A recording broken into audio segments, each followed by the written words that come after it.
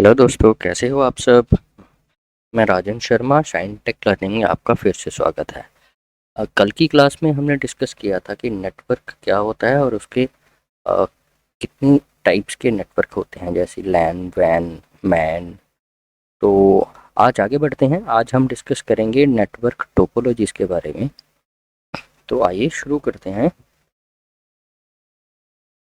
Network topologies, पहले तो हम ये समझते हैं कि टोपोलॉजीज़ होती क्या है। टोपोलॉजी से समझना ये है कि हमारा फिजिकल नेटवर्क डिज़ाइन कैसा होना चाहिए। मतलब कि फिजिकली अगर कुछ कंप्यूटर्स हैं तो वो आपस में किस तरह से कनेक्टेड हैं, उनका डिज़ाइन क्या बन रहा है। हम कौन कौन सी ऐसे पॉसिबल डिज़ाइन हैं जैसे हम अपने कंप्यूटर को एक दूसरे कंप्यूटर के साथ कनेक्ट कर सकें। तो इसी के कुछ ऐसी ही टोपोलॉजीज हैं, जैसे बस टोपोलॉजी हो गई, राइट। काफ़ी शुरू शुरू में जब नेटवर्क इंट्रोड्यूस हुआ था, तब से ये बस टोपोलॉजीज पहले पिक्चर में आई थी। उसके बाद रिंग टोपोलॉजीज यूज़ हुई, स्टार अब यूज़ होती है, मैश यूज़ होती है, हाइब्रिड होती है। ये होती कैसे हैं, इनको बारी बारी से हम समझते हैं। बस टोपोलॉजीज होती है all station are connected through a single cable non as a backbone cable, right. जबकि एक सिंगल केबल होगी, उसी के साथ सारे के सारे जो कंप्यूटिंग डिवाइसेस होगी, हम उनको एक सिंगल केबल के साथ कनेक्ट कर। कैसे कनेक्ट करेंगे वो हम आगे डिस्कस करते हैं। दूसरे नंबर पर आ गई रिंग टोपोलॉजी। रिंग टोपोलॉजी में क्या होता है, जैसे कि इसका नाम ही बता रहा है, कंप्यूटर डिवाइसेस ऐसे कनेक्ट होंगे कि वो एक रिंग बना लें। मतलब कि एक डिवाइस दूसरी के साथ, दूसरा तीसरे के साथ, तीसरा चौथे के साथ, और फिर जाके लास्ट वाला फर्स्ट के साथ कनेक्ट होगा और वो एक रिंग बना लेंगे। ऐसी टोपोलॉजी को हम रिंग टोपोलॉजी, राइट। उसके बाद आती है स्टार टोपोलॉजी। में भी नाम से ही मालूम पड़ रहा है कि ये स्टार टोपोलॉजी किस तरह की फिजिकल डिज़ाइन क्रिएट करेगी। तभी एक तरह से हमारा स्टार टाइप का इस तरह से बन जाएगा। एक कोई सेंट्रल कंप्यूटर या कोई सर्वर होगा जिसके साथ हम बाकी कंप्यूटर्स को कनेक्ट कर लेंगे। ये हो गई हमारी स्टार टोपोलॉजी। नेक्स्ट आती है मैश टोपोलॉजी। मैश टोपोलॉजी क्या होती है, जैसे कि computers are interconnected with each other through various redundant connection। ये redundant टर्म कंप्यूटर नेटवर्किंग में बहुत ही यूज़फुल है और काम आने वाली है। इस पर एक नेटवर्क इंजीनियर और एडमिनिस्ट्रेटर को बहुत ज़्यादा ध्यान रखना होता है। तो इसके बारे में आप जान जाएंगे कि रिडंडेंट कनेक्शन होते क्या हैं और रिडंडेंसी क्या होती है, राइट। मैश टोपोलॉजी क्या होती है, हमारे कंप्यूटर रिडंडेंट कनेक्शंस के साथ दूसरे कंप्यूटर के साथ जुड़े रहते हैं। कैसे फॉर्म होती है उसको भी हम आगे डिस्कस करेंगे। उसके बाद आती है हाइब्रिड टोपोलॉजी। हाइब्रिड टोपोलॉजी क्या होती है, जैसे ये आप साफ लिखा हुआ है, combination of various different topologies. मतलब कि ये जो ऊपर वाली जितनी टोपोलॉजीज हमने डिस्कस करी, इनका कॉम्बिनेशन एक हाइब्रिड टोपोलॉजी को फॉर्म करेगी।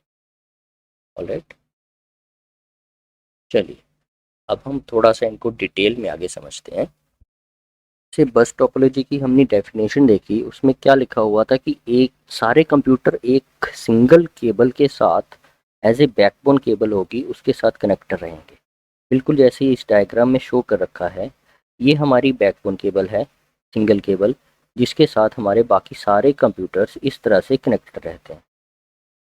connected through a single cable known as a backbone cable. Okay, nodes put a message over the network. All station available in the network will receive the message whether it has been addressed or not. ये इस line का क्या मतलब है, इसमें बस topology में होता क्या है, मान लीजिए इस सिस्टम ने कोई मैसेज सेंड किया। अब ये मैसेज इसको सेंड करेगा, सपोज कर लो इसको मैसेज सेंड किया। इस पीसी का नाम हम बी रख लेते हैं और इस पीसी का नाम हम ए रख लेते हैं। ए ने बी को मैसेज सेंड किया। इस टाइम पर क्या होगा, ऐसा नहीं है कि ये मैसेज सिर्फ ऐसे ट्रेवल होके बी के पास आ जाएगा, नहीं। इस टोपोलॉजी में क्या होता है, ए जो मैसेज सेंड करेगा वो सबके पास जाएगा।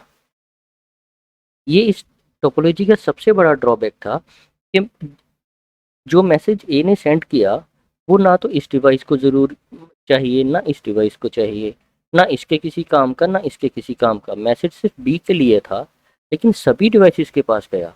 तो इससे हुआ क्या कि पूरे नेटवर्क के हमारे पूरे नेटवर्क में एक अननेसेसरी ट्रैफिक जनरेट होता है। हर बार जब भी कोई सिस्टम कोई मैसेज जनरेट करता है, नेटवर्क पे सेंड करता है, तो वो सारे सिस्टम के पास जाएगा। बाकी वाले सारे सिस्टम उस मैसेज को डिस्कार्ड कर देंगे, बी वाला उस मैसेज को रख लेगा क्योंकि ये मैसेज उसी के लिए आया था। लेकिन हुआ क्या, हमारे जो नेटवर्क ट्रैफिक है इसमें वो बहुत ज़्यादा होता है। इस टोपोलॉजी का सबसे बड़ा ड्रॉबैक यही था, इसमें ट्रैफिक बहुत ज़्यादा जनरेट होता था। अच्छा, अब इसकी कुछ एडवांटेजेस देख लेते हैं, वो क्या है।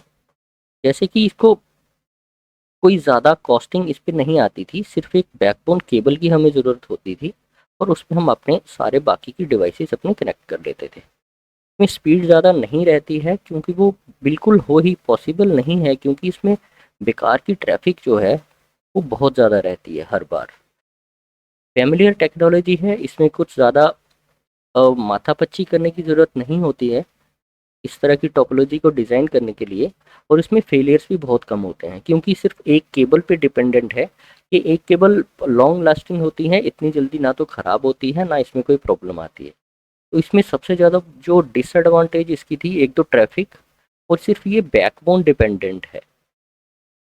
बैकबोन डिपेंडेंट क्या मतलब कि अगर मैं बात करूं कि रिडंडेंसी की, अगर ये केबल इन केस ख़राब हो गई तो हमारा कोई भी सिस्टम मैसेज नहीं भेज पाएगा।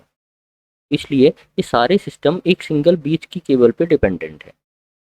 और साथ में इस जो डिसएडवांटेज मेन इसकी हो गई, एक तो ये बैकबोन डिपेंडेंट है और दूसरा इसमें ट्रैफिक बहुत ज़्यादा होता है। एक नेक्स्ट टोपोलॉजी हमारी है रिंग टोपोलॉजी। रिंग टोपोलॉजी क्या होती है, बिल्ड विद कनेक्टेड एंड्स। मतलब कि हमारी कोई एक डिवाइस है, उसके दो एंड हैं और दोनों एंड हमने कनेक्ट कर दिए अदर डिवाइस के साथ। जैसा कि हमने इसकी डेफिनेशन में पढ़ा था, रिंग टोपोलॉजी पिछले सिस्टम को भी कनेक्ट करेगी और नेक्स्ट वाली सिस्टम को भी कनेक्ट करेगी। सिस्टम टू सिस्टम कनेक्ट हो गए, ये एक सर्कल फॉर्म करते हैं, एक रिंग टाइप की शेप में बना देते हैं। इसमें मैसेज कैसे ट्रेवल होता है, इसमें ट्रैफिक कैसे चलती है। Message received from previous computer will transmit to the next computer. Means कि इसमें क्लॉकवाइज ट्रैफिक मूव होता है इस डायरेक्शन में। जो मैसेज इसके पास आएगा, सपोज कर लो इस वाले कंप्यूटर का नाम ए है और ये बी को मैसेज सेंड करना चाहता है जो हमारा यहाँ पर है, तो वो मैसेज कैसे जाएगा, वो पहले तो इस डिवाइस के पास जाएगा, फिर ये डिवाइस आगे फॉरवर्ड करेगी, फिर ये डिवाइस आगे बी को फॉरवर्ड करेगी। बी इस मैसेज को रीड कर देगा, ये आगे फॉरवर्ड फिर नहीं करेगा। तो मतलब क्या हुआ, बी को अगर मैसेज सेंड करना है ए ने, तो उसके लिए हमें एक तो इस डिवाइस के पास ये ट्रैफिक गया, फिर इसके पास ये ट्रैफिक गया, फिर इसने आगे पास किया। ये मैसेज जो ए ने सेंड किया वो इस डिवाइस के काम का भी नहीं था, इस डिवाइस के काम का भी नहीं था, लेकिन उसके पास मैसेज सेंड करने का रूट सिर्फ एक ही है इस तरह का, तो मैसेज सिर्फ इसी डायरेक्शन में रूट होगा और बी तक पहुंचेगा, राइट। इसलिए इसमें मैसेज हमेशा क्लॉकवाइज ट्रेवल होता है, ट्रैफिक हमेशा क्लॉकवाइज रोटेट होती है इस डायरेक्शन में, राइट, ऐसे रोटेट होगी। इसमें एक एक चीज़ और मैं इसके साथ बता देता हूँ कि ये मैसेज, जब कोई एक मशीन मैसेज सेंड करना चाहती है तो वो ऐसे सिर्फ मैसेज सेंड करना है और कर देगी, ऐसा बिल्कुल नहीं होता है। इस तरह की टोपोलॉजी में एक टोकन सिस्टम चलता है जिसके हिसाब से मैसेज सेंड किए जाते हैं। ये टोकन के बारे में मैं आपको आगे भी पढ़ाऊँगा, लेकिन अभी के लिए इतना जान लीजिए, जिस मशीन के पास टोकन होगा वो मशीन ही मैसेज सेंड कर पाएगी। मीन्स कि इस पूरी टोपोलॉजी में एक टोकन रोटेट होता रहता है।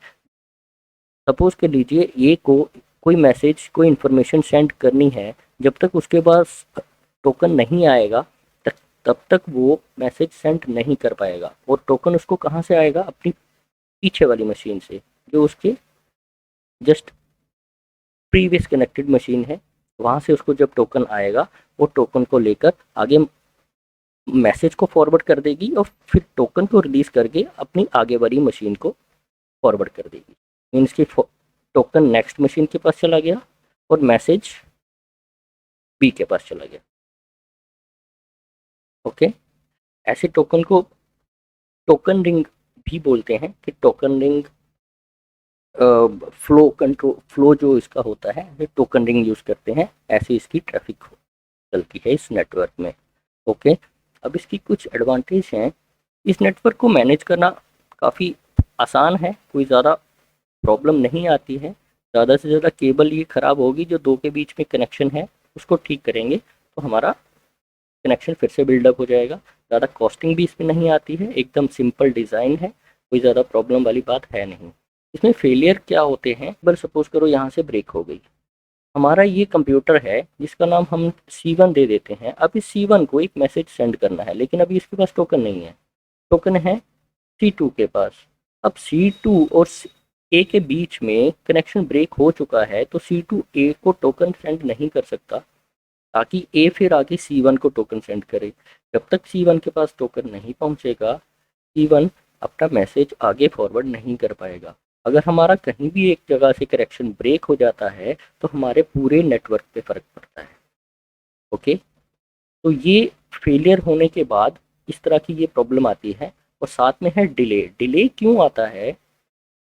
डिले आने का सबसे बड़ा रीज़न यही है कि ए ने जैसे मैसेज सेंड किया था बी को, वो तो डायरेक्ट भी कर सकता था, लेकिन डायरेक्ट कोई कनेक्शन नहीं था तो उसको इधर से घूम के जाना पड़ा। सीधा है, उसको रूट उसका जो था वो काफ़ी लंबा था।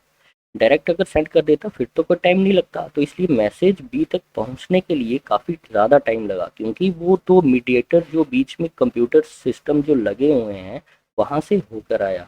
जब इतना लंबा रूट फॉलो करके आएगा तो ऑब्वियसली डिले होगा ही। आगे की टोपोलॉजी की तरफ बढ़ते हैं।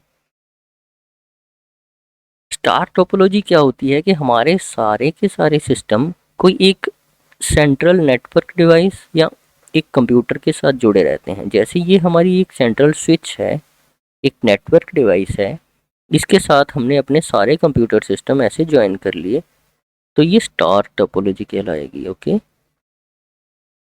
क्या कहता है? एवरी नोड नोड मैं आपको ये नेटवर्क टर्मिनोलॉजीज की एक अलग से स्लाइड बनाऊंगा कि इस तरह की ये चीज़ें यूज़ की जाती हैं। Node, network device, redundancy, interface, port, ये सब क्या होते हैं, ताकि आपको याद रहे कि नेटवर्किंग में इस तरह की जब चीज़ों की बात की जाएगी तो आपको याद रहे, मालूम होना चाहिए कि ये चीज़ क्यों और किसके लिए यूज़ की जा रही है, क्योंकि इसके अलग अलग टर्मिनोलॉजीज़ हैं तो वो आपको पता होनी चाहिए। इसके लिए मैं एक डेडिकेटेड वीडियो बना के अपलोड कर दूंगा। तो अभी यहाँ पर नोड का मतलब क्या है? नोड का मतलब है हमारी कंप्यूटर्स। ठीक है, कहता है every node is connected to a central hub. Hub क्या होता है इसका भी हम आगे डिस्कस करेंगे। हब, स्विच या एक सेंट्रल कंप्यूटर, ये या तो हमारा हब होगा या स्विच होगा या एक सेंट्रल कंप्यूटर होगा। उसके साथ हमारे बाकी के सारे नोड 1 to 1 कनेक्टेड होंगे। ओके, ये अपनी कनेक्शन का मीडियम क्या यूज़ करते हैं? ये कनेक्ट होंगे कोएक्सियल केबल के साथ, RJ45 केबल्स के साथ, और use to connect the computer. Means कि ये जो मीडियम होगा ये केबल यूज़ करेंगे RJ45 कनेक्टर और कोएक्सियल केबल के साथ, ये स्विच के साथ कनेक्टेड होंगे। ठीक है, star topology is most popular topology. ये आज भी बहुत बड़े लेवल पे यूज़ होती है। आप कहीं भी अगर नेटवर्क डिज़ाइन देखोगे तो ये बहुत कॉमन टोपोलॉजी है, हर जगह मोस्टली यही देखने को मिलेगी। तो इसके ऊपर ज़्यादा ध्यान देना है, कैसे पढ़नी है, क्योंकि हमें सारा काम इस स्विच पे करना होता है। तो आगे जब स्विचिंग हम पढ़ेंगे तो हम डिस्कस करेंगे टोपोलॉजी कैसे बनती है और हम स्विच को कैसे कैसे कॉन्फ़िगर करते हैं कि वो मैसेज लेके आगे कैसे फॉरवर्ड करेगा।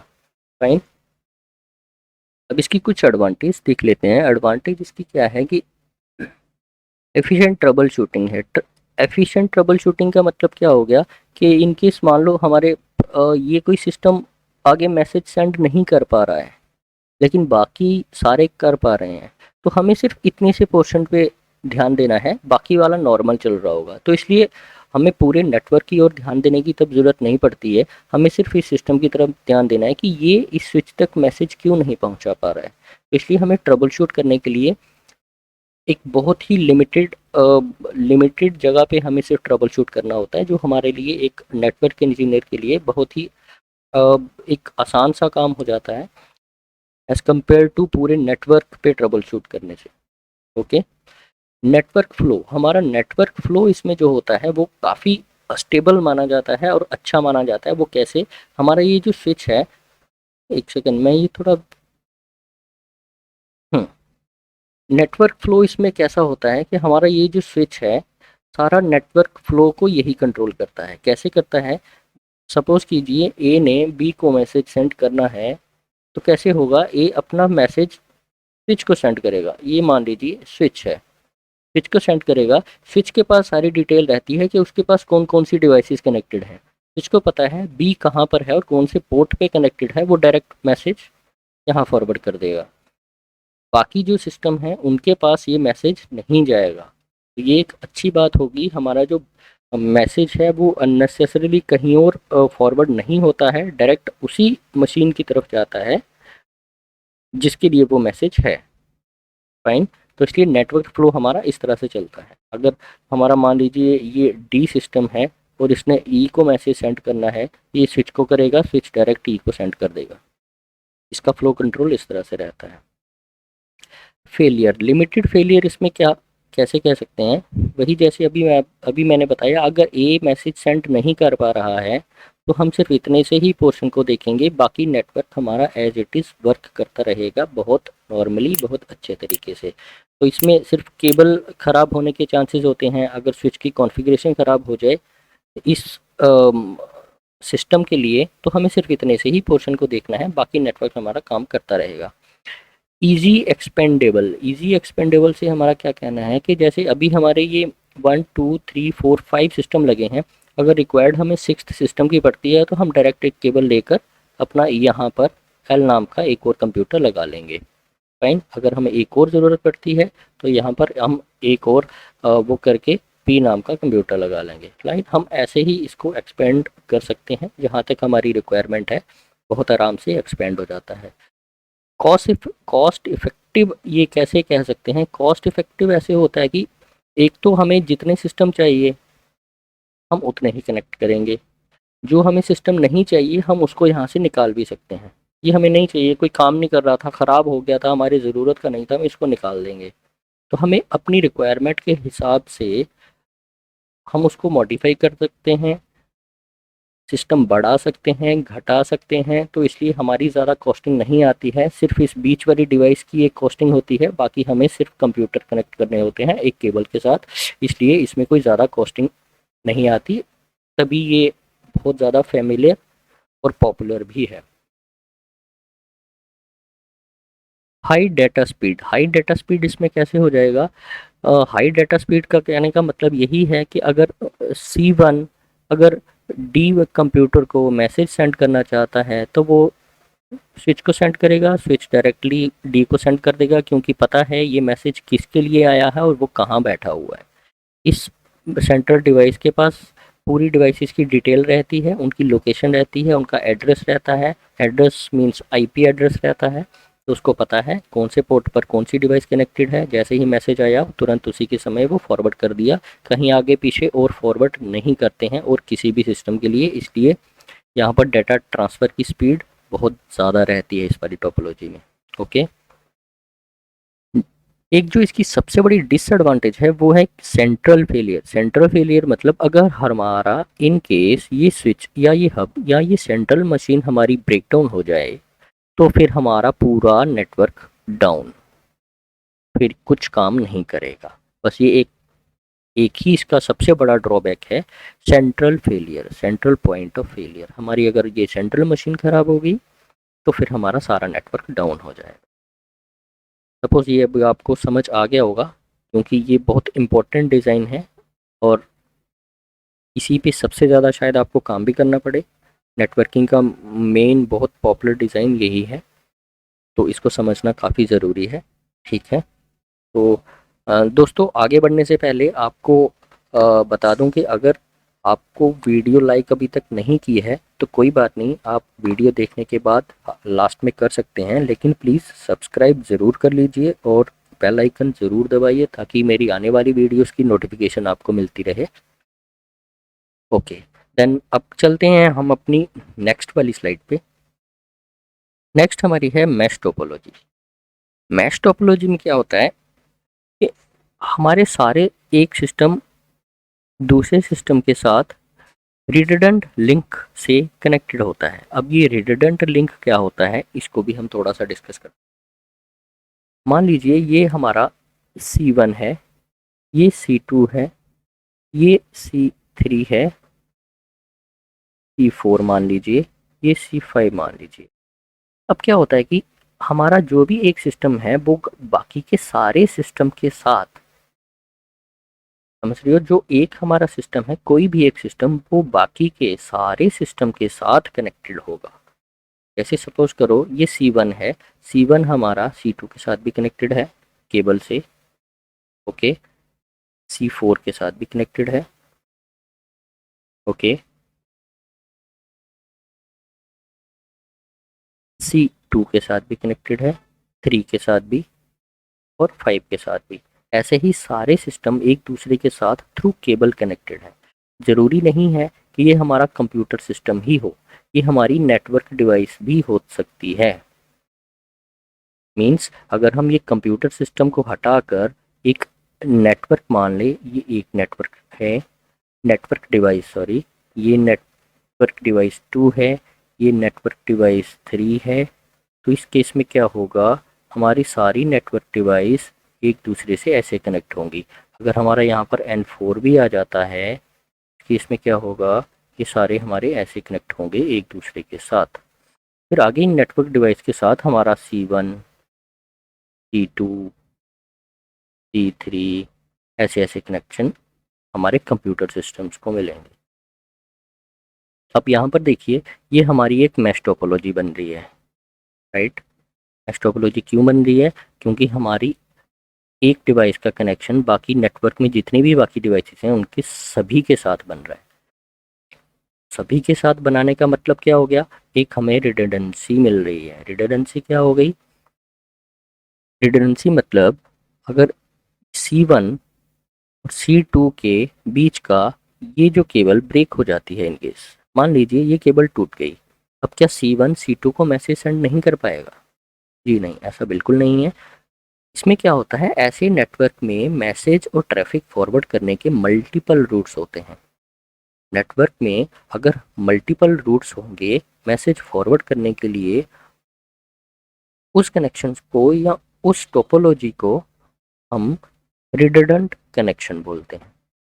अब ये केबल ब्रेक होने के बाद C1 C2 को मैसेज कैसे फॉरवर्ड करेगा, या तो यहाँ से करेगा, राइट, या तो यहाँ से करेगा, या ऐसे, ठीक है, या तो ऐसे भी जा सकता है। उसके पास मल्टीपल रूट्स हैं, मतलब कि अगर एक रूट ब्रेक हो गया तो ऐसा नहीं है कि वो मैसेज सेंड नहीं कर पाएगा, ऐसे भी कर सकता है। देखिए कितने सारे रूट हैं, लेकिन फर्स्ट प्रेफर्ड जो रूट होता है वो होता है सबसे क्लोजेस्ट जो डायरेक्ट कनेक्शन जो होता है वही फॉलो होता है। अगर ये हमारा केबल कनेक्टेड है तो हमारा C1 C2 को इसी रूट से अपना मैसेज फॉरवर्ड करेगा। इन केस अगर ये केबल ब्रेक हो जाती है तो वो नेक्स्ट पॉसिबल शॉर्टेस्ट रूट ढूंढेगा जहाँ से वो अपना मैसेज फॉरवर्ड कर सके। वो शॉर्टेस्ट रूट कैसे ढूंढा जाता है, वो होता है हमारा नेटवर्क की कॉस्ट, सॉरी लिंक की कॉस्ट, ठीक है। लिंक की कॉस्ट कैसे होती है ये आगे हम डिस्कस करेंगे, क्योंकि ये भी एक बहुत इंपॉर्टेंट टर्म है। कॉस्ट से अभी मैं आपको ये बताऊं, जैसे लिंक की बैंडविड्थ, लाइक लेटेंसी, ये कितनी आ रही है, बैंडविड्थ ज़्यादा होनी चाहिए, लेटेंसी कम होनी चाहिए, तो उस रूट का वो मोस्ट प्रेफरेबल रूट माना जाएगा जिसे वो मैसेज अपना फॉरवर्ड करेगा।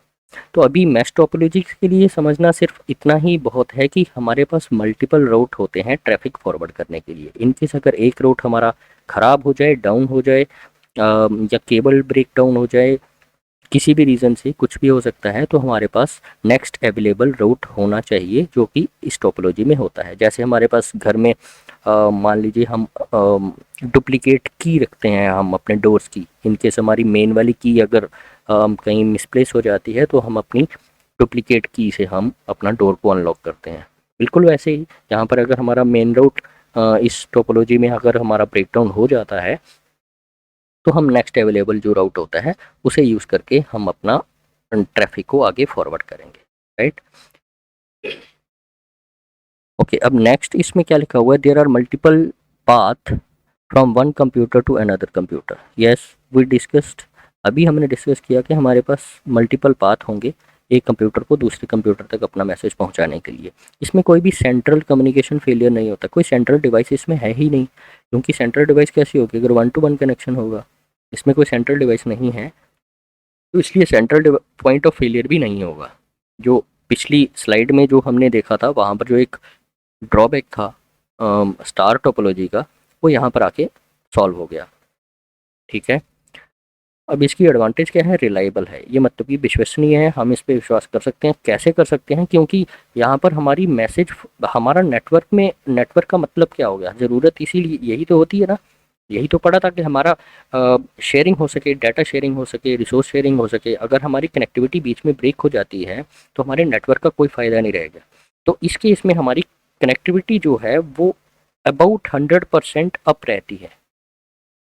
ये C1 कभी भी C2 से ब्रेक नहीं होगा जब तक कि ये सारी की सारी केबल 1 2 3 4 केबल ब्रेक ना हो जाए, तब तक ये C1 और C2 के बीच में कनेक्शन ब्रेक नहीं होगा। इसका मतलब ये रिलायबल है, मैसेज सेंड करने के लिए इस तरह की टोपोलॉजी कभी फेल नहीं होती, हमेशा इस तरह की टोपोलॉजी नेटवर्क को अप रखती है, मीन्स कि अवेलेबल रखती है। क्लाइंट एंड पे कभी भी डाउन जैसी समस्या, नेटवर्क डाउन जैसी प्रॉब्लम जो होती है, जो नेटवर्क में कभी नहीं आनी चाहिए, वो ये टोपोलॉजी देती है। इस टोपोलॉजी से हमारा नेटवर्क कभी डाउन नहीं होता है, क्योंकि ये हमें प्रॉपर रिडंडेंसी प्रोवाइड कर रही है। Okay, fast communication, fast communication क्या है और कैसे है ये मैं आपको बताता हूँ। जैसे कि हमने देखा कि मल्टीपल राउट्स तो हमारे पास हैं, लेकिन C1 को अगर C1 को सपोज करो ये है C2 को मैसेज फॉरवर्ड करना है तो कहाँ से करेगा, सबसे पहले सारी उसकी जितने भी पाथ हैं वो अवेलेबल हैं। C2 को मैसेज C1 को, सॉरी ये C2 है, C2 को फॉरवर्ड करना तो कहाँ से करेगा, ओबियसली शॉर्टेस्ट पाथ है वो ये है। इस समय इसकी कॉस्ट जो होगी, जो कॉस्ट की हम बात कर रहे थे, वो सबसे लो होगी, ठीक है। तो इसलिए फास्ट कम्युनिकेशन इसीलिए है कि नेक्स्ट जो पॉसिबल शॉर्टेस्ट रूट होगा वहीं से C1 अपना पैकेट C2 को सेंड करेगा, ठीक है। इनकेस अगर ये ब्रेक हो जाता है तो वो नेक्स्ट पॉसिबल जो शॉर्टेस्ट राउट होगा उसे फॉरवर्ड करेगा। अब वो फिर ये सिस्टम कैलकुलेट करता है कि मेरे पास कौन कौन से राउट हैं अपना मैसेज C2 को पहुंचाने के लिए, और सबसे छोटा कौन सा है। जैसे अगर मैं आपको लाइव एग्जांपल समझाऊं, मान लो कि आपको दिल्ली से मुंबई जाना है, दिल्ली से मुंबई जाने का एक बहुत सा एक हाईवे है, ठीक है। फिर एक कोई अलग से हाईवे है, मान लीजिए ये कोटा जाते हुए है, ठीक है। फिर मान लीजिए ये यहाँ लखनऊ जाते हुए हैं, लखनऊ से ये आगे कहाँ सपोज करिए इंदौर होके जाता है, राइट। फिर जाके ये मुंबई जाता है। तो आप अगर आपको जाना है मुंबई तो आपको कौन सा रूट फॉलो करोगे, सब यही वाला करोगे, ओबियसली हमारा फास्ट कम्युनिकेशन हो गया। अगर मान लो यहाँ पर काम चल रहा है या ये रूट खुला नहीं है, ट्रैफिक जैम है, तो आप कौन सा करोगे, नेक्स्ट पॉसिबल शॉर्टेस्ट रूट करोगे। जैसे कि हमें जीपीएस बताता भी है, ऑलराइट, हमें जीपीएस इसी तरह से तो बताता है कैलकुलेट करके, बिल्कुल वो मैश टोपोलॉजी ही फॉलो करता है, उसी हिसाब से हमें शॉर्टेस्ट रूट बताता है। आप ये नेक्स्ट ये वाला फॉलो करोगे। इनकेस यहाँ पर अगर लिटेंसी इस रूट की ज़्यादा है, मान लो ये रूट छोटा है, ये रास्ता पतला है, ट्रैफिक ज़्यादा रहती है, किलोमीटर में हो सकता है, मान लो कि ये अगर 1000 किलोमीटर था, ये 1200 किलोमीटर है, लेकिन इसमें सॉरी, लेकिन इसमें जाने में टाइम ज़्यादा लगता है क्योंकि ये रास्ता छोटा है, ट्रैफिक ज़्यादा रहता है। और मान लो ये अगर 1500 किलोमीटर भी है तो एक बड़ा सा खुला हाईवे है और इसमें 2 घंटे कम लगेंगे, तो ये फॉरवर्ड जो ट्रैफिक होगा फिर यहाँ से होगा, फिर ये डी यानी कि दिल्ली से मुंबई जाने के लिए जो पॉसिबल राउट जो अवेलेबल हैं, इसके बाद वो फिर दिल्ली से जब अगर आप मुंबई जा रहे होंगे तो आप पहले कैलकुलेट करोगे ना कौन से रास्ते से जाऊं। अगर आप कहोगे ये छोटा रास्ता है लेकिन इसमें ट्रैफिक बहुत रहता है, वो लंबा है लेकिन उससे जल्दी पहुंच जाएंगे, तो आप इसी इसी को फॉलो करो। बिल्कुल ऐसा ही इस वाली टोपोलॉजी में होता है। ठीक है। अब इसमें डिसएडवांटेज इसकी क्या है कि ये एक कॉस्टली होती है। कॉस्टली क्यों होती है कि हमें हर जितना भी सिस्टम हमारे पास है उन सभी सिस्टम के हमें दूसरे सिस्टम के साथ कनेक्शन बिल्डअप करने पड़ेंगे। एक तो इसके पास वैसा हार्डवेयर होना चाहिए, हर सिस्टम के पास वैसा हार्डवेयर। फिर हमारी मल्टीपल कनेक्शन की कॉस्ट बढ़ जाएगी। हर सिस्टम पे मल्टीपल कनेक्शन आ रहे हैं, हमारी केबलिंग की कॉस्ट, हमारी अ, इसकी जो हार्डवेयर रिक्वायरमेंट है सिस्टम्स की वो उसकी कॉस्ट, ये चीज़ें हमारी सब बढ़ जाती हैं। इसलिए इस केस में हमारी जो कॉस्टिंग होती है इस तरह की टोपोलॉजी में वो हमेशा हाई रहती है।